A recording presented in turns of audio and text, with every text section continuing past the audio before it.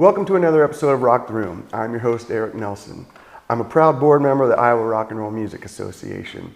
To find out more about us and the many organizations and programs that we're involved in, please click on the link below. And also, we're going to leave some other links that you can check out later too. Before I mention our newest sponsor, I'd like to thank songwriter Ryan Osbar, and I'd like to thank our other sponsors, Bill Hillman from the Depot Deli and Lounge, and David Carbaugh from State Farm Insurance for making the last episode possible.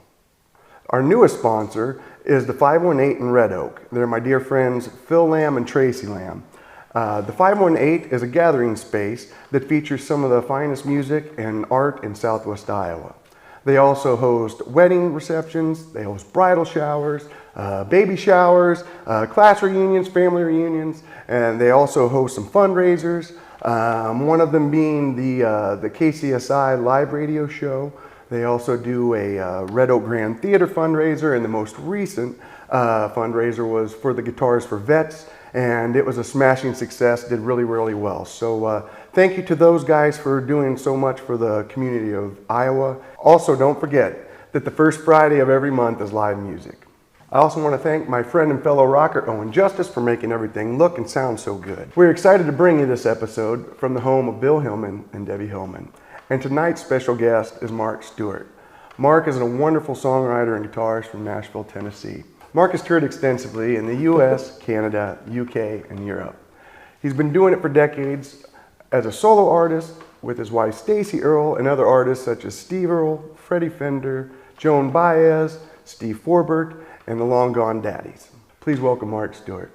How you doing, Mark? I'm great. Thanks for being here. I love hearing my resume said back to me. Like you do? Oh, did I leave anything out? No, I think you nailed it. Okay, okay. You left out some names I think I would rather you leave out. So. Okay, okay.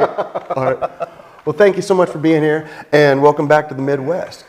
I love it. You know, I've come through for a number of years now and played Shenandoah, in fact. Yes. So I'm always greeted warmly. So I have to say, as long as they'll have me, I'll keep coming back.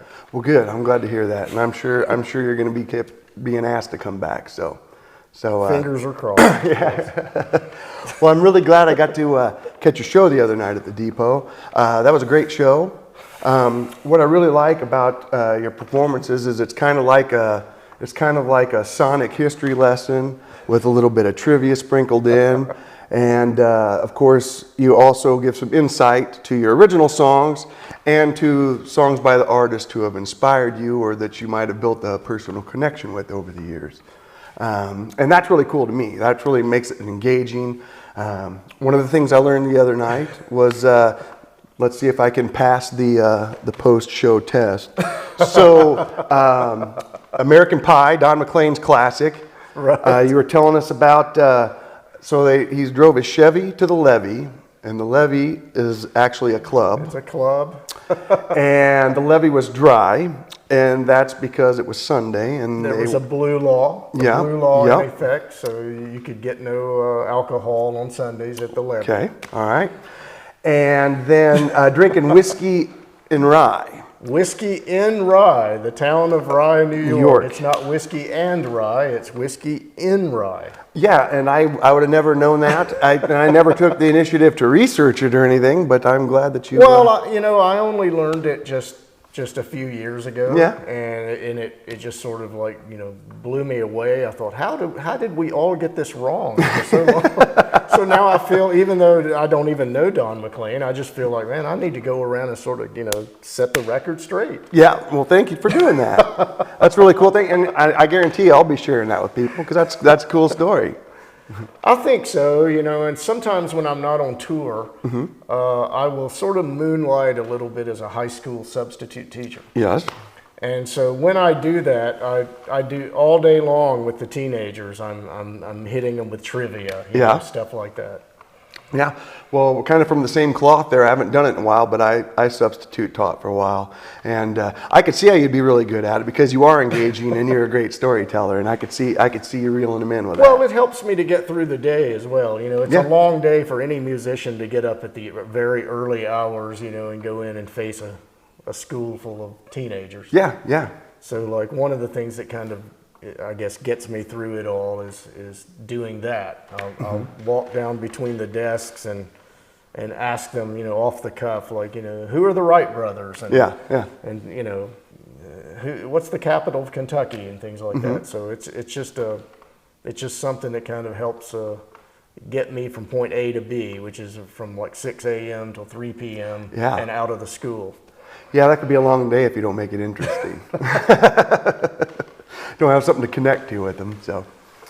So aside from the history lessons and stuff, I have a senior show a few times now, and you know, a couple of the songs of yours, your originals that always really resonated with me is Little Rock and Left of Nashville.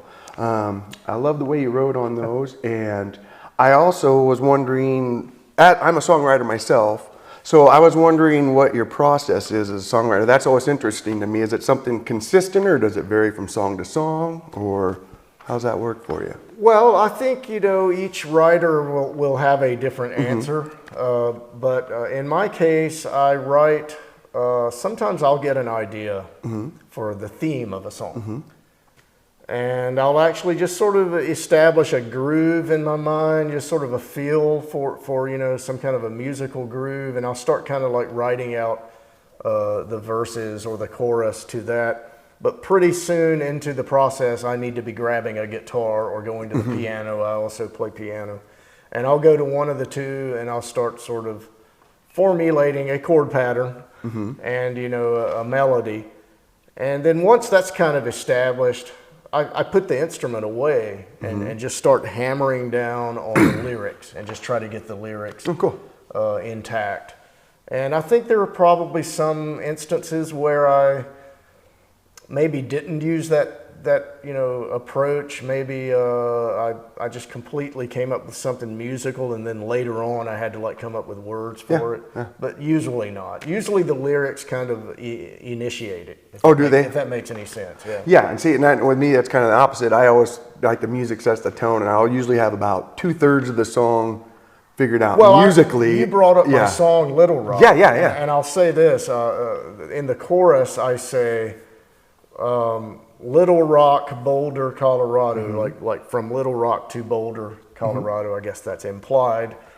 I had that idea just for a line. It sort of like just sat around for a few years because I liked the sort of dichotomy or whatever, you know, of like Little Rock, Boulder, and they're both the names of cities. And I didn't know what song it would go in, but eventually it found its way into that song. And the story behind it is, I wrote it back when the economy was really, really in a bad place back in like 2009, 2010. And I was on tour all the time, you know, performing as a singer-songwriter. And I was staying in like little small motels, which is where folk singers stay. And I noticed there were families living in these small hotels. And sometimes even two families were sharing a little cracker box room, and not for one night like me, but actually long-term stay. And it was all because of unemployment and foreclosure, and that's what sort of put them there. And I was seeing it every night in every corner of our country. So it led to me getting an idea to write a song sort of about the experience from my standpoint of being a touring music person, encountering them and their experience of landing at the you know, the motel and kind of feeling a bit hopeless at the moment and all that. It's sort of sung from the standpoint, I think, of both parties. Nice. So I think I heard you singing along on it, in fact, the other day. Yes, I was. Like I said, it's the one that's always resonated with me. It has. I'm touched. Thank you. I really enjoy it. Another thing that you mentioned the other night during your shows, which I thought was really cool, is that you said that you grew up in the Nashville area, and when you were in your early teens, you joined your dad's band full time. And I was thinking, man, what a cool way to start your career and learn how to be a professional at a young age. Well, most of the people who are in Nashville, Tennessee for music are not from Nashville, Tennessee. they go there from everywhere else Yeah. because it's a music, a music mecca. Oh, yeah. And I happen to be one of the few people, that I've known there who was born there and is a native. And for starters, I wanted to say that. The second thing is my dad always had a real job. I always say he was smarter than me. He had a real job during the week.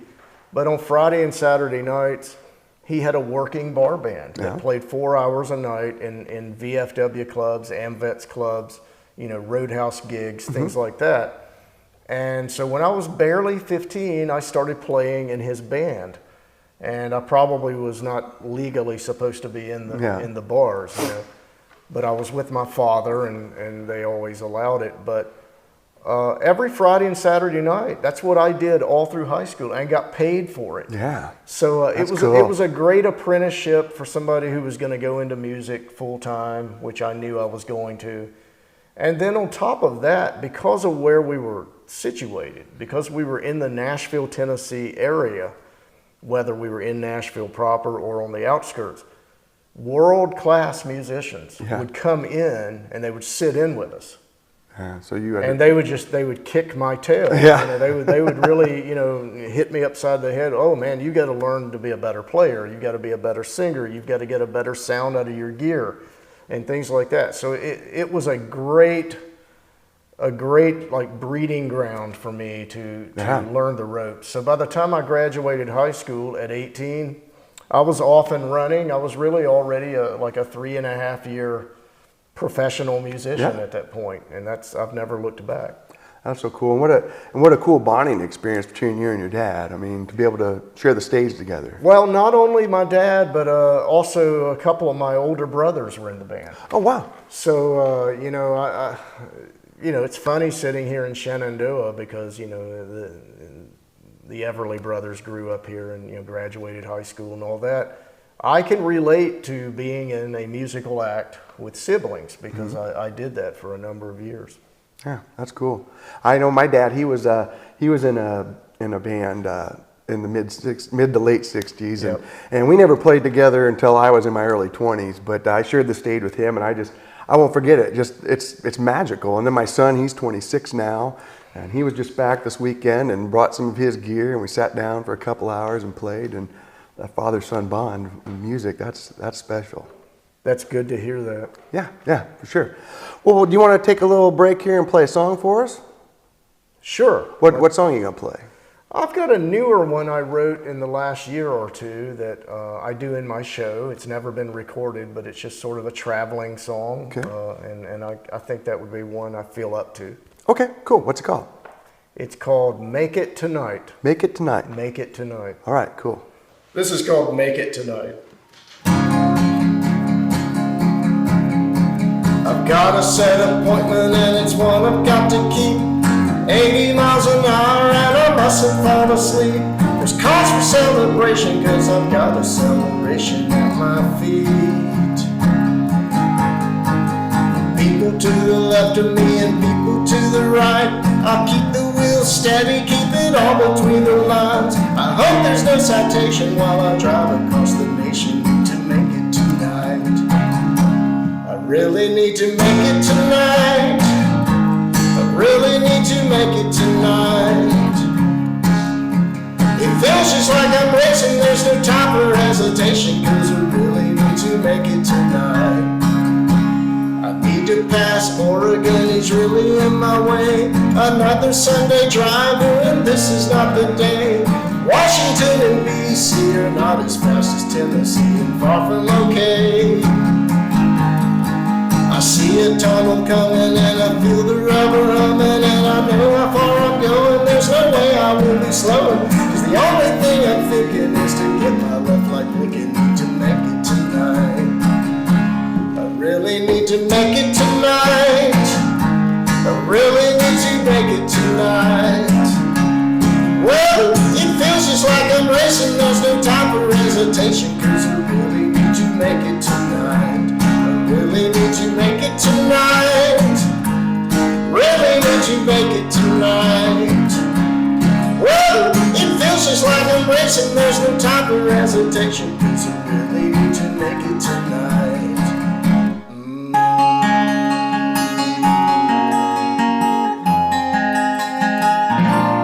Oh, it feels just like I'm racing. There's no time for hesitation. Need to make it tonight.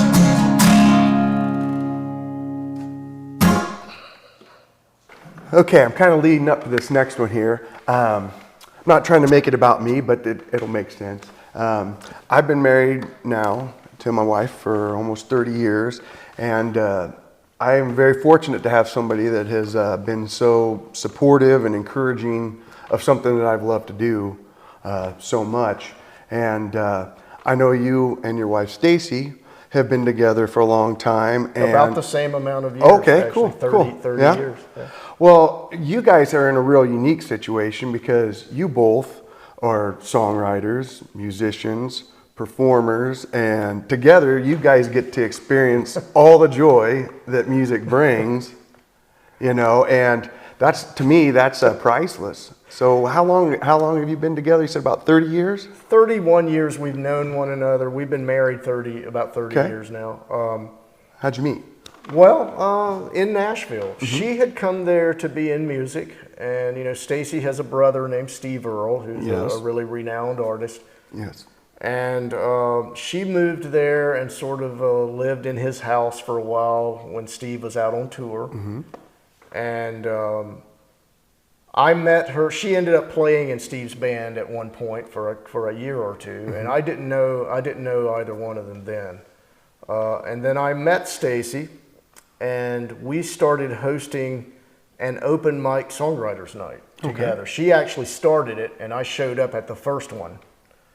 And we played together that night. She noticed I played guitar really well, and she said, when I get up there to play some more songs at the end of the night, will you play with me? And I said, yeah. So we played together, and that opened up. We started dating. We hit it off personally. We dated, and we started performing together all around Nashville, like 5 nights a week. Wow. At any gig we could get.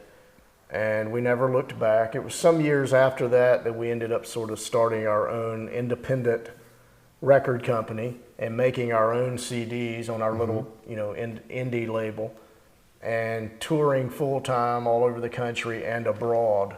Nice. And we became a duo officially at some point. And but now 10 years has gone by since she toured because she's a caretaker for her mom. Okay. And so I'm kind of thrust back into being a solo act as of the last 10 years. Okay. With of course, the COVID interruption. Yeah. For a couple of years. Yeah. Well, and you had mentioned Steve, and a big milestone in your family here recently. A bill was signed to have his iconic classic Copperhead Road as the latest state song for Tennessee. It is, and you know, I grew up in a town called Ashland City, Tennessee. It's 20 minutes west of Nashville. Okay. And one of the two men who co-wrote Tennessee Waltz was from my town. Okay. And his name was Red Stuart, but a different spelling from mine. He put the W in the spelling. But anyway, he co-wrote Tennessee Waltz, which was our state song for decades. And then at some point, I think in the 1980s, the University of Tennessee in Knoxville, Tennessee, they sort of adopted Rocky Top as their rally song for their football program. Yeah. And they put a lot of pressure on the state legislature to make that a state song. And so it became a co-state song along with Tennessee Waltz. And I think that's kind of bizarre because, you know, the theme of the song is moonshining. Yeah. And it's not exactly a wholesome song, you know, but they made a state song out of it. And then lo and behold, many years goes by and they decide to make Copperhead Road a third state song, which is also not exactly a wholesome song in that it also is about moonshining and growing marijuana up in the hills, you know. And there's a line Steve has in there about, you know, if the feds come after me, you know, I learned a few things from Charlie, meaning in Vietnam. So they better stay away from Copperhead Road. But yeah, this was very recent. This was just weeks ago. Steve went to the State House, in Nashville, and took a mandolin and performed Copperhead Road for all the lawmakers who had passed it. And my wife Stacy tagged along with him, and she pulled out her phone and she filmed it. And it turned out nobody in the whole building thought to pull out their phone. How hard to believe is that? Yeah. In the age we live in. Yeah. She pulled her phone out and filmed it. She was the only one that captured it. So like Rolling Stone magazine. That's the video I watched. I was going to say, they did an article and a They video. threw it up on their, Okay, on so their that was her. online, Rolling Stone magazine. So Oh, hilarious. that's a good thing, Stacy. Did she get paid for it? I don't think she did. Oh, funny. Oh, and speaking of Stacy, I wanted to mention this to you. Kind of a fun little fact, at least for me. She recorded on vocals on a friend of mine's album. His name was Jason Reed. He's a really good songwriter. He's from Messina, Iowa, around here. And the album was called Iowana, and he went out to Nashville and recorded it. It was like 1998, I think. I think I remember that. I Oh, think really? I might have gone along with her. Oh, no kidding. I think I kind of remember that. Oh, okay. Yeah. Okay, cool. I was going to say, well, ask her about it, and because that's been a long time ago, so I didn't know. I think I was like, Jason, why didn't you want me on that? only Oh, funny. Well, so what are you? You're on tour right now. You're touring in the Midwest. You've been here for a few days in the Shenandoah, Southwest Iowa area. Where are you heading off from here? Well, my touring schedule can sometimes look kind of schizophrenic if you look at it on paper. I'm on a 5-week tour. It started actually in Shenandoah. That was the first of the 5 weeks. But sometimes I'll be off the road for a few weeks and kind of be sort of out of work, and then I'll go back out and do like many weeks of touring again. I'm on my way to Minnesota and Wisconsin and Ohio on this run before I go back home. Cool. So, well, are there any new projects or songs or anything the fans can be expecting? Or I really need to make a new record. I've been hesitant to do it. I think I have the songs for it. But we're in a very strange period now. You almost can't make a CD. Yeah. No one buys a CD. So, in my business, at my grassroots level, I have to have merchandise on the table that I can sell at my shows. It helps fund my touring and keep me afloat. And man, you can't give a CD away. Yeah. So I've got to figure out what I'm going to do. I do sell something that's a flash drive. And it has our entire catalog. It has everything I've ever recorded, everything Stacy's ever recorded, duo and solo. And it's like several hundred songs. Oh, wow. And I sell that at a show. And so I'm thinking maybe what I'll do is just sort of do a new record, but only just making an additional thing that goes on the flash drive. Yeah, nice. That may be the answer to it. Yeah.